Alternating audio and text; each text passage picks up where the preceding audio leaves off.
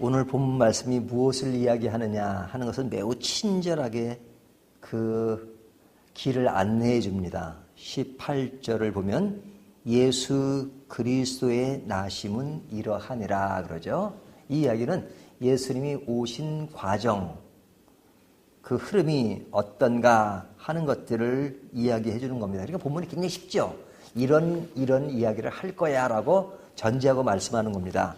그 내용이 뭐냐면 18절을 보면요.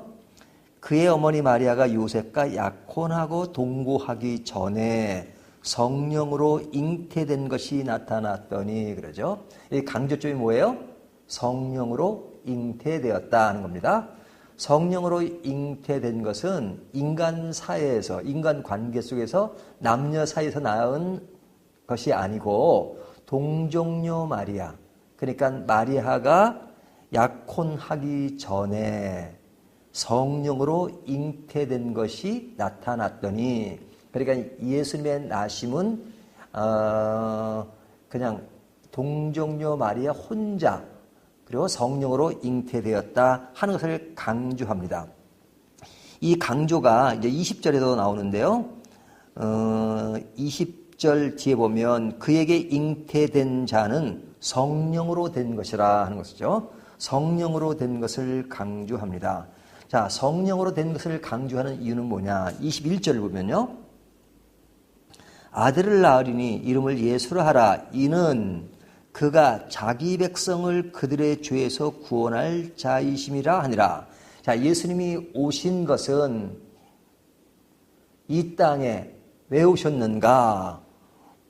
우리의 죄를 구원하기 위해서. 그래서 자기 백성을 그의 죄에서 구원할 자이심이라 그러죠. 그러니까 예수님이 오신 것은 우리를 구원하기 위해서 오신 겁니다. 그러면 아무나 태어나서 구원하는 게 아니잖아요. 하나님이 그 일을 하셔야 되는 거잖아요. 그러니까 예수님은 하나님의 아들이면서 인간이 되신 예수님이사 이거죠. 완전한 하나님이시고 완전한 인간으로 오셨어요. 그렇게 하시려면 그냥 남녀 사이에서 낳은 아들이 아니라 성령으로 잉태된 것, 이것을 강조할 수밖에 없죠. 하나님의 일이다 하는 것이죠. 그 다음에 이제 22절을 보면 이 모든 일이 된 것은 주께서 선지자로 하신 말씀을 이루려 하심이니, 그죠? 이것은 그냥 어느 날 갑자기 이루어진 것이 아니라 이미 구약 성경을 통해서 예언되었던 그 사건이 이루어진 것이다. 그래서 구약은 계속해서 메시아가 오실 것이다 하는 것들을 예언하고 있잖아요. 그 내용이 이루어진 것이다 하는 겁니다. 그러니까 이것이 설명 전부라고 해도 과언이 아니에요. 그러니까 예수님이 오신 목적은 우리를 구원하기 위해서 오셨다. 그렇기 때문에 그냥 단순한 인간이 아니라 하나님이시면서 인간으로 오신 것이다. 이것을 성령으로 잉태된 것을 강조하고, 그 사건은 한 번에 이루어진, 그냥 한순간에 이루어진 것이 아니라 이미 오랜 전부터 계획된, 하나님의 계획 속에 이루어진 사건이 완성된 것이다 하는 겁니다. 자, 이 사건을 이야기하면서 지금 이렇게 부분적으로 이렇게 흐르는 그 어떤 내용들이 있습니다. 그것이 뭐냐면 요셉과 마리아에 대한 이야기를 집중적으로 하고 있어요. 요셉과 마리아. 자, 요셉은 누굽니까? 예수님의 육신의 아버지죠. 좀 전문 용어로 말하면 예수님과 피가 전혀 섞이지 않은, 그렇죠? 그러니까 예수님은 마리아에게서 났어요. 성령으로 잉태되었으니까 요셉은 사실은 아무런 관련이 없는 거죠. 근데 요셉은 그 마리아와 그 당시에 정혼한 사이였습니다. 그러니까 이스라엘 풍속으로 보면 이제 결혼은 완전한 결혼인데 살지를 않은 거죠. 동침치 않고. 그러니까 그런 관계 속에서 예수님이 오신 거예요. 하지만 그 법적으로 요셉이 육신의 아버지며 또 그런 다윗의 혈통에서 나신 그것들과 연계되면서 요셉 문제가 이제 나오는 겁니다. 근데 이 요셉과 마리아 사건을 좀 집중해서 본문이 다루고 있는데요. 요셉을 어떻게 표현하고 있냐면 19절을 보시면요. 그의 남편 요셉은 의로운 사람이라 그러죠. 요셉을 뭐하다고 말해요? 의롭다라고 말하죠. 그러면 요셉이 의로운 것이 무엇인가? 성경을 자세히 보시면요. 19절을 다시 보면 그를 드러내지 아니하고 그러죠. 그를 드러내지 않았다는 누굴 드러내지 않았다는 거예요?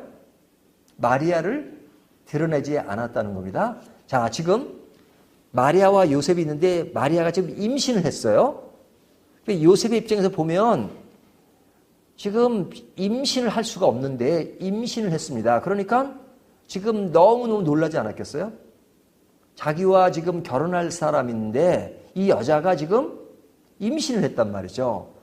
그러면 좀 성질이 있는 사람이면 아니 이놈의 여자가 지금 뭐 한 거야 지금 해서 지금 화를 내고 그리고 그 당시 풍수로는 죽일 수도 있었단 말이죠. 하지만 지금 요셉은 의로운 사람이라 그러면서 그 마리아를 지금 보호하는 거잖아요. 그러니까 그를 드러내지 않았단 말이에요. 이 여자가 임신했어 뭐 이렇게 드러내지 않고 그냥 드러내지 않았어요. 그러니까 의로운 사람이라는 것이 그를 드러내지 않을 만큼 굉장히 어떤 선의적인 사람이죠. 이 선의적인 행동을 합니다. 그리고 내린 결론이 뭐냐면 가만히 끊고자 하여 그러죠. 그래 정리하는 거죠. 이 여자가 임신을 했어요. 자기와 관련 없이. 그러니까 드러내지 않고 조용히 생각하기를 끊고자 하더라. 그러니까 조용히 이 일을 수습하는 겁니다. 그 수습하기 위해서는 그냥 갑자기 성질대로 한 게 아니고 20절 보면 일을 생각할 때 그러죠. 이 일을 생각했다는 말 속에는 그의 고민, 번민이 얼마나 컸나를 알 수 있죠. 이 여자와 결혼하기로 다 약속이 된 겁니다. 근데 이 여자가 임신을 했어요. 그러니까 고민이 되잖아요. 그러니까 이 일을 깊이 생각한 겁니다. 그러면서 내린 결론이 뭐냐면 이 여자를 드러내지 않고 사람들에게 막 알리거나 그러지 않고 가만히 끊고자 하더라 하는 것이 요셉의 행동이에요. 자, 이것을 보면 요셉은 어떤 사람이에요? 이런 행동으로 보아서 의로운 사람이라고 말할 수 있죠. 그러니까 그는 선의적인 동기에서 선의적인 방법으로 선의적인 자세를 드러내고 내린 결론이 가만히 끊고자 하더라는 것이죠. 그러니까 굉장히 그런 선의적인 사람의 모습을 보여주고 있어요. 인간으로서는 굉장히 바른 것이죠. 자, 그런데 이렇게 내린 결론은 굉장히 인간적으로 선의적이지만 그가 내린 결론이 하나님의 뜻이었느냐 했을 때는 아니었어요. 그죠? 여기 보면 주의 천사가 말하기를 20절 다윗의 자손 요셉아 내 아내 마리아 데려오기를 무서워하지 말라 그러죠. 자, 주의 사자가 말씀하시기를 뭐라고 말씀하세요? 데려오라. 결혼해라 이 얘기예요. 근데 요셉이 내린 결론은 뭐였어요? 가만히 끊고자 하더라 했잖아요. 하지만 주의 천사가 아니다. 끊지 마. 데려와. 그러면 요셉이 선의적인 방법과 선의적인 동기서 선의적인 결론을 내렸지만 그것이 하나님의 뜻이었느냐 했을 때는 뜻이 아니었던 거죠. 자, 이것이 굉장히 재밌지 않아요?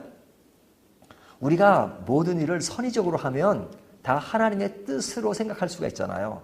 내가 하나님이 좋아하시는 방법으로 하나님이 싫어하는 방법을 택하지 않고 내가 의로운 동기에서 의로운 방법으로 어떤 일인지 하면 이것은 반드시 하나님의 뜻일 것이다 라고 생각하잖아요. 하지만 아닐 수도 있다는 겁니다. 그렇잖아요.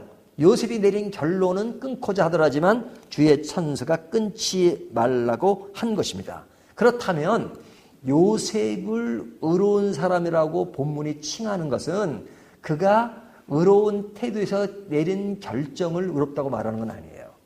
그럼 뭘 보고 의롭다라고 말하는 것이냐? 24절을 보면요. 요셉이 잠에서 깨어 일어나 주의 사자의 분부대로 행하여 그러죠. 그러니까 여기 주의 말씀대로 주의 사자의 분부대로 행했다는 것은 뭐예요? 끊고자 했는데 주의 사자가 끊지 말라고 하니까 끊지 않은 겁니다. 데려온 겁니다.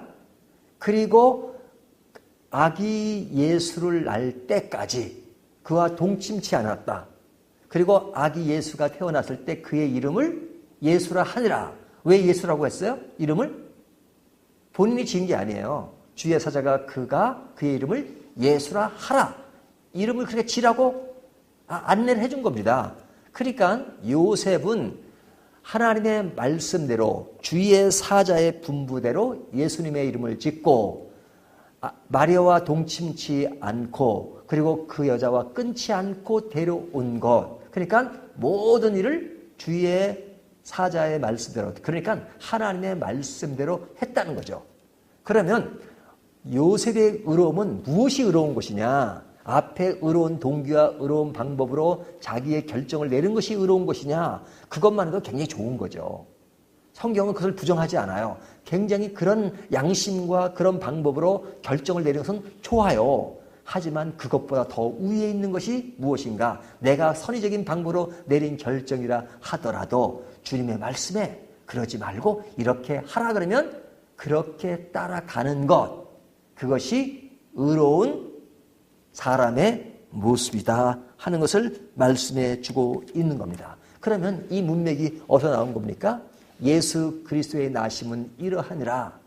그러면서 요셉의 의로운 태도가 무엇인가라는 것을 보여주고 있잖아요. 그렇다면 예수 그리스도의 오심의 과정 속에서 어떤 인간적인 의로움이 아니라 흐름에 순종하고 하나님의 말씀에 순종해서 그 하나님이 역사하시는 그 흐름에 따라가는 것, 이것이 의로운 것이다.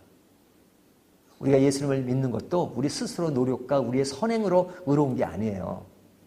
하나님이 예수 그리스도를 통해서 우리를 의롭게 하신 것, 그것에 따라가고 순종하는 것, 그것이 구원이고 의로움이잖아요. 그런 것들을 지금 간접적으로 보여주고 있는 것입니다. 오늘 이 말씀, 성탄절 전날 우리가 이 말씀을 접하면서 정말로 우리가 의로운 길을 가는 것이 무엇인가? 그것은 어떤 인위적인 의로움보다도 하나님의 말씀을 순종하는 것, 그렇게 따라가는 것, 이것이 의로움의 모습이다 하는 것들을 마음에 되새기면서 오늘도 내일도 의로운 길을 가는 저와 여러분이 되시기를 주님의 이름으로 축원합니다.